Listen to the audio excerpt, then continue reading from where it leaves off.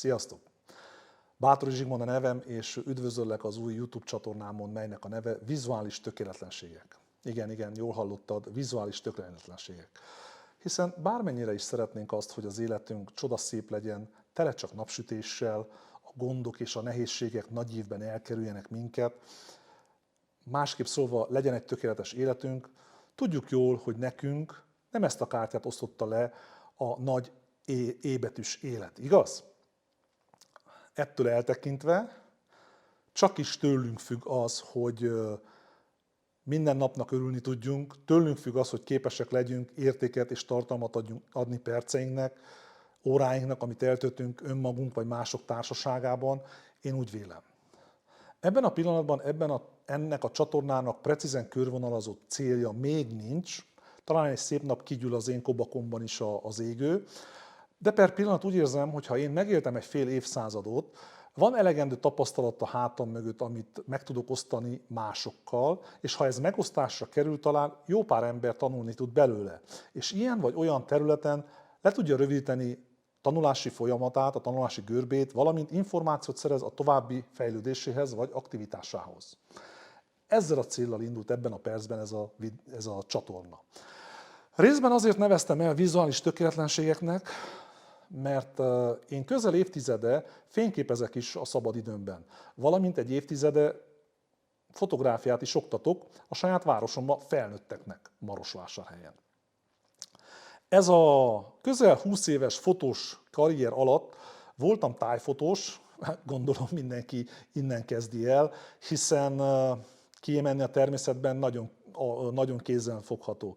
És alkalmanként mai nap is visszatérek ehhez a műfajhoz, hiszen kint lenni a természetben, a mai világban, ebben a rohanó világban egyre hasznosabb.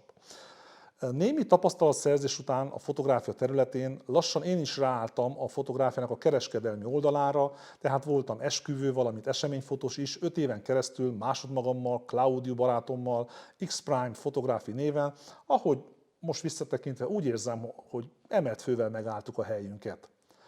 Közben az élet zajlott, a prioritások változtak, és lassan, mikor a kereskedelmi aktivitás rutinja kialakult és a kívánt felszerelés megvolt, elkezdtem foglalkozni kreatív fotózással is, miközben a helyi kosárlabda csapatnak a sportfotósa is lettem, és ezt az aktivitást több mint 5 éven keresztül folytattam. Itt nagyon sok tartalmas és értékes pillanatot tudtam dokumentálni, valamint egyedi pillanatokat is, több játékosra is sikerült személyes kapcsolatot kiépíteni. Teltek az évek, lassan ezt az aktivitást egy volt tanítványomnak adtam át, mint staféta, és én 2016-ban egy másik diákommal, Vajnár Józsikával alapítottam egy egyesületet, amelyiknek bejegyzett márkaneve lett a Pixel, levédett márkaneve, és azóta az egyesület belevetette magát a Pixel Pro Sport név alatt a sportfotózásban, ahol különböző sportágak aktivitásait dokumentáljuk felkérésre. Úgy érzem, hogy kitartó és komoly munka áll mögöttünk, hiszen csak itt sikerült a tavaly eljutni a 20 év alatti vízilabda világbajnokságot mi fotózzuk Bukarestben. Ugyancsak a Pixel márka alatt megteremtettük a Pixel Fotostúdiót, itt, ahol jelen pillanatban alkotom a saját vizuális tökéletlenségeimet, a saját fotóimat. Persze, miután kellő időt szántam arra, hogy elsajátítsam a mesterséges fénnyel való fotózást. És ugyancsak ide hozom, amióta létezik ez a stúdió, a diákjaimat a fotótanfolyamról, hogy bevezessem őket a stúdiófotózás világában. Ugyancsak itt, mondhatom, a Pixel stúdióban a Covid pandémia kitöréséig működtettünk egy Pixel Art fotoklubot, nem is kis sikerekkel, na de ez egy más történet, talán egy szép nap erre is visszakanyarodunk. Térjünk vissza most a vizuális tökéletlenségekre. Jelen pillanatban elfogadtam, hogy az alkotási aktivitásaim alatt született képek mind tökéletlenek, vagy más szóval nem tökéletesek.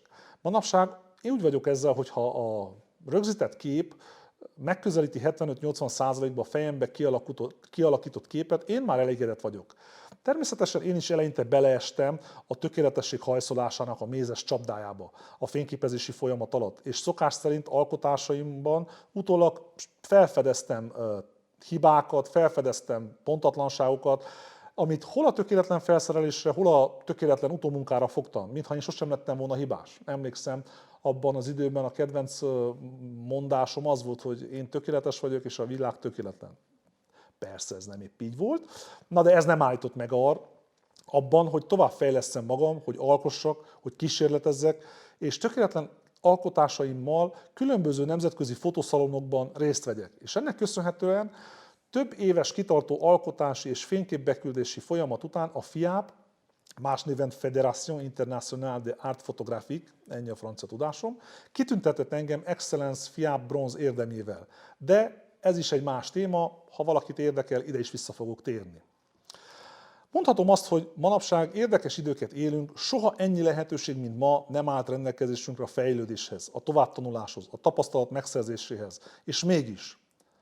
Sokszor én is azt tapasztalom, hogy a lelkesedés bennem kezd kifakulni, a motiváció olykor sántikál, és ilyenkor felteszem magamnak, hogy miért is fényképezek?